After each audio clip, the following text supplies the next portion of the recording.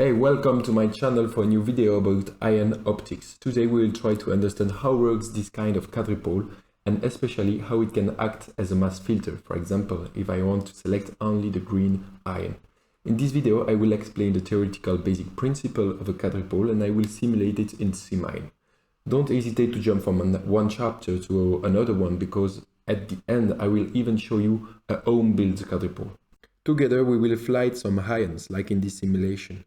The green, the blue and the red are ions of different masses. First, what is a quadrupole? The name can be frightening, but actually it's only 4 circular electrodes placed on a circle of 3 radius r. On the rod you will apply 2 different potentials. Opposite rods will have the same potential and neighbor rods will have opposite potential. Of course, the potential is not a DC signal, it's also composed of an AC signal that will oscillate. Before digging into equation of motion, it's nice to understand qualitatively how works the quadrupole. Let's consider only the plane X as Z. If I have only a positive AC signal, the potential will be positive, then negative, and shift like this depending on the frequency of the signal. If I have an ion coming from the left, it will oscillate because it will feel a repulsive positive potential during half the wavelength and then a negative potential that will attract the ion on the rod. The stability of the ion will depend on many factors, like the amplitude of the signal, the frequency of the AC signal, and the velocity and the mass of the ion that are linked together. If the amplitude is too high and the ion too slow, the negative potential felt during half the wavelength will be strong, and the ion will hit the rods and deviate. On the contrary, if the ion is fast, it will pass through without feeling the voltage shift. It's all a question of balance.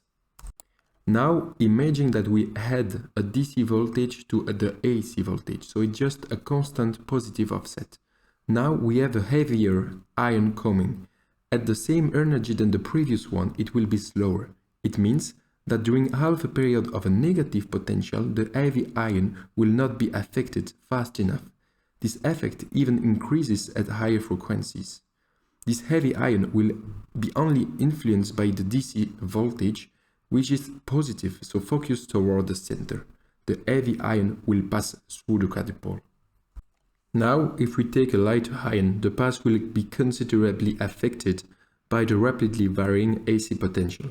If an ion is light enough, it may experience enough acceleration during a negative AC voltage and collide with an electrode. So the quadrupole operates as a high-pass filter in the XZ plane. This high-pass filter has a limit for which an ion is almost unstable. Okay then, and what will happen in the other plane? The potential has the same AC component but with an opposite sign. The signal is P-shifted. Again, heavy ions will only tend to be influenced by the DC potential. They are slow and heavy, so during half a period of time they will be only influenced by the DC voltage.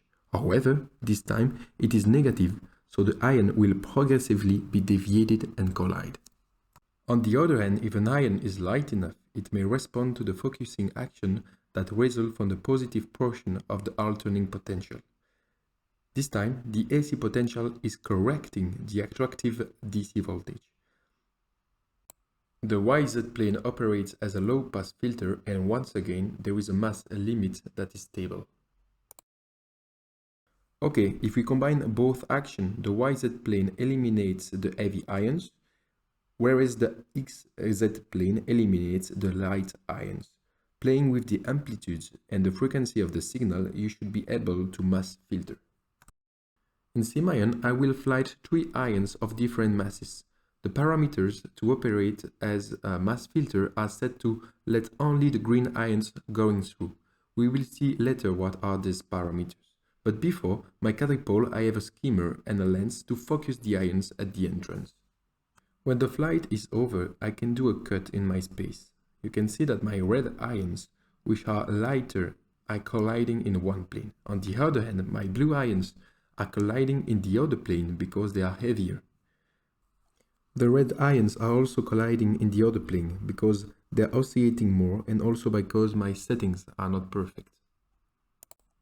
This view is also nice. We can see that the heavier ions are also oscillating but at the end, the deviation due to the negative DC voltage is too strong and they are colliding on the side of the electrode. The red ions are lighter and oscillate more and are deviating by the AC voltage. That's the difference.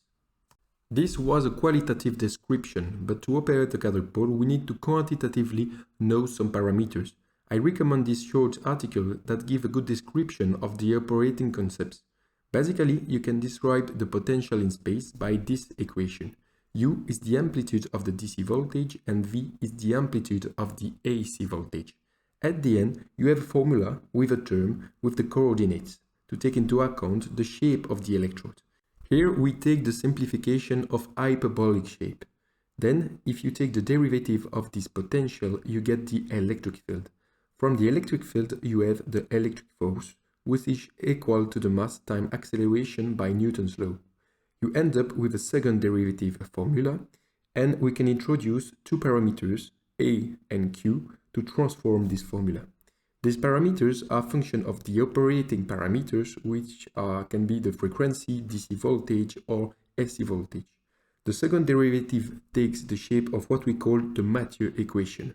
Why Mathieu equation? Just because this guy found a solution to it. I will not detail how we can get this solution, because what is really important to remember is that it comes from the description of the potential that we insert in the Newton's law. And two parameters appear, A and Q. The solutions will be either bounded or unbounded. By that it means that it will form, in function of A and Q, the solution will give a stable trajectory or unstable trajectory. We can draw a stability diagram in function of these parameters A and Q.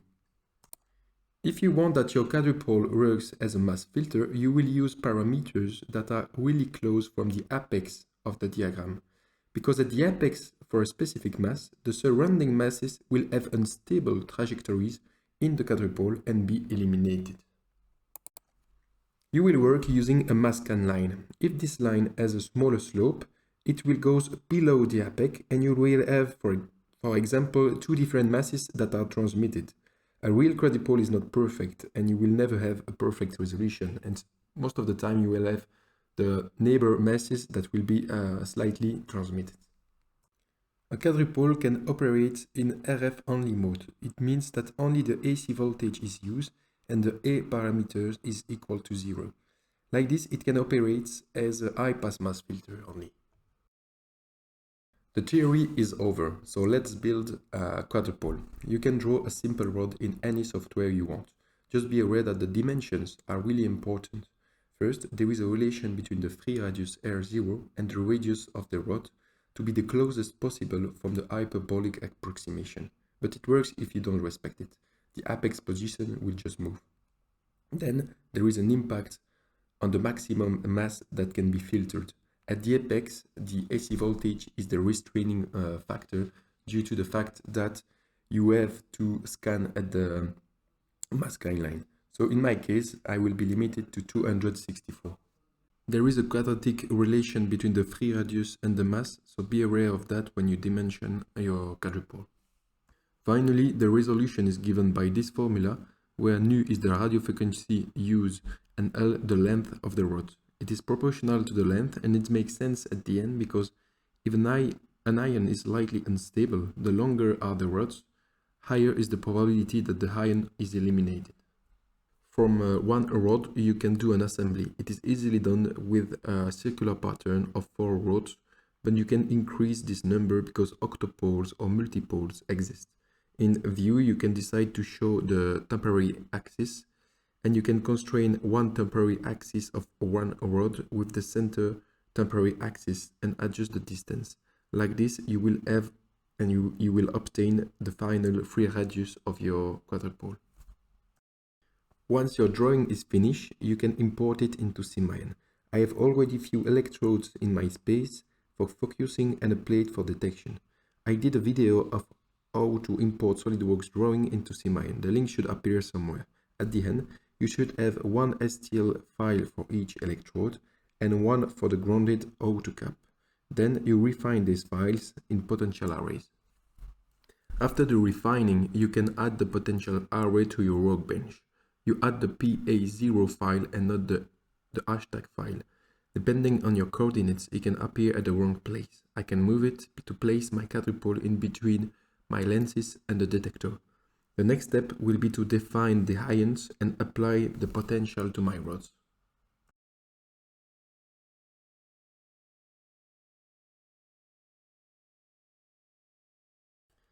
In defined particles, I created 3 groups of different masses, each time with 100 particles. The group 2, for instance, has a mass of 100. These coordinates are then the starting point of the beam, and there is a direction vector, so my ions will go in the z direction. I gave a kinetic energy of 0.082. It is an energy corresponding to a supersonic jet. All these properties, you can define them in a .fly2 file, but it does the same, but here you need to really know the syntax. Okay, now we can deal with the workbench program. Like usual, I'm defining adjustable variables that I can change later in the program. I define useful parameters such as the mass that I want to select, the mature Q and A coefficients that can be slightly different from this apex, the value of the apex, voltages for lenses and detector, the frequency of the AC voltage in Hertz, and you can also put a phase angle, but I usually let it to 0. Then in all these parameters, I will also have few of them that will be used for optimization and rerun. I will later create a loop to optimize parameters or measure the simulated stability diagram, but I will explain that later. Finally, the current free radius, because remember it is included in the mature coefficients, and a variable for the potential energy view updates. Remember, SIMION works with segment functions that will be called in a specific order and reserved variables.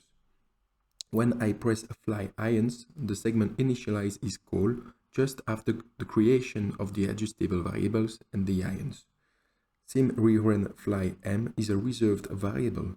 If it's equal to 0, it will not rerun, but if it's equal to 1, it will fly again all the ions. Rerun request is an adjustable variable I created that it is initially equal to 0, but I can change it if I want to create a loop. The next segment, init p-value, initializes the potential arrays before flying the ions. Ion instance is a reserved variable, and the first one is correspond to the first potential array, which is my lens. Elect is also a reserved variable which takes the voltage value of the electrode. My instance tree is the potential array at the exit of my quadrupole, which is the instance 2. The instance number depends on how you place the potential array, and you can change this order in the program. The following segment, fast adjusts the potential of the electrodes when the ions are flying. This is where we will apply the DC and AC voltages, because here it will adapt in function of time.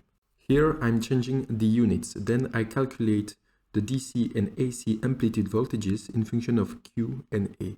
%tune variable is used to operate the system at some fraction of the apex. Finally, you define your potential in function of time. Ion time of flight is also a reserved variable. To my second instance, the quadrupole, I applied opposite voltages. The electrode names correspond to the potential array and STL file names order. Here you can update the potential energy view, but this is not really essential.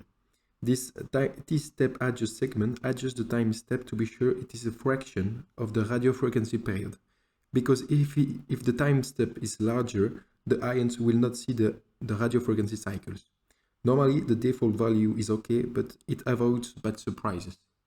Now I can run SIMION with this workbench program and my 3 types of ions. All my adjustable variables will appear here, and my A and Q parameters are close from the apex. Normally, only the specified mass will be stable. Here, 100U should be stable. Moreover, we are not really at the apex, but slightly under, as the %tune parameter is at 80%. If I reduce the percentage value to 5%, the red ions at 50U are still unstable, whereas the heavy ones at 150U starts to be stable. The blue ions are now hitting the detector. Okay, if I reduce even more the values of A and Q, all the ions have a stable trajectory. The quadrupole acts now as an ion guide, and the divergence of the beam at the exit will depend on the number of radiofrequency cycles seen by the ions. Here we have a focusing effect, and by tuning the frequency you can tune this focusing effect. I let you play with all the other parameters, such as the frequency, the maximal mass that you can reach, the lens voltage, etc. I let you explore this by yourself. The only thing I want to still show you is how you can loop the run and register data. If you come back in your Workbench program, you can open an Excel file to register data during the ion run. Then in the segment Terminate, you can write any code. Here I use the reserved variable ion pz millimeters, which gives the current z position of my ion. If this position is above 292, it means that my ion is outside the quadrupole and transmitted. I save in my Excel file the ion number and mass. Like this, I know if my ion is transmitted through the quadrupole. You can also change a parameter between each rerun. The adjustable variable rerun request is a flag that I can change. If I set it to 1, the simulation will run automatically until rerun max, another adjustable variable. Here, between each iteration, I'm increasing the mass that should be selected. In SIMION, I have these variables that I can change. For example, I set rerun request to 1, my simulation will run 5 times and the mass will increase by 1 between each rerun. With this simple code, I can plot the transmission in function of the mass for fixed A and Q parameters. This basically provides the resolution of your quadrupole for a specific mass. Let's go even further. I created a smaller quadrupole that can work in 2 modes. An optimization mode where I change A and Q parameters between each iteration to maximize the transmission. Then it can work in mass spectra mode, and here this is the same than the previous code. Now I have 2 flags to switch from one mode to the other one. This kind of flags are really interesting because the quadrupole can work in different modes such as RF only, ion trap or mass filter. In optimization mode, I can build the stability diagram. For different A and Q parameters, I will have either 100% of transmission or either less. For example, here, close to the apex, all my ions are transmitted for my selected mass. But if I go a little bit higher, I have only 80% of my ions selected. Remember that A and Q are function of your voltages and selected mass. The red dot is the theoretical apex that is calculated for hyperbolic electrodes. You can see that in my case I don't have hyperbolic electrodes, but the apex is shifted, and practically this is not a problem because you can operate at a different position than the theoretical apex. Finally, you can even create an angle defect for one rod and plot once again the stability diagram. You can see that it increases the shift, but still you can see that a small mechanical misalignment can be accepted. As promised, I will show you my own built quadrupole that we have in the lab. The quadrupole is mounted on a CF100 tube, and the 4 circular electrodes are placed on a circle of free radius R0 and supported by pieces of PEEK. Opposite electrodes are connected together, and I have 2 connections to the outside of the vacuum. For the electronics, the circuit was produced by our electrical workshop. To generate a radio frequency signal, we need to use a driven harmonic resonance circuit. It is composed of an alimentation block, DC converters, a transformer, and a tunable capacitance. We have therefore a LC circuit with an air gap capacitance. The fact that you can have a variable capacitance allows you to change the resonant frequency. I will not enter the details of how it works, but I can give you a schematic view of the electronic circuit, and you can pause the video. Don't forget that the maximal AC and DC amplitude you can reach will define the maximal mass you can filter, so the quadrupole performances can be limited by the electronic circuit. Here I can set the frequency, then the DC voltage, following by the AC voltage amplitude, and finally the tune button allows you to change the capacitance of the LC circuit. I have 2 outputs to provide the same signal but with opposite sign. I connected an electric probe that divides the signal by 100 to one output to visualize the signal with an oscilloscope. If I change the DC voltage, we can observe that the radio frequency signal goes up and down because we change the value of the constant voltage that we apply. Then, if I change the amplitude of the AC voltage, I'm acting on the amplitude of the signal. Finally, the Tune button allows you to find the resonant value of the circuit to optimize the signal.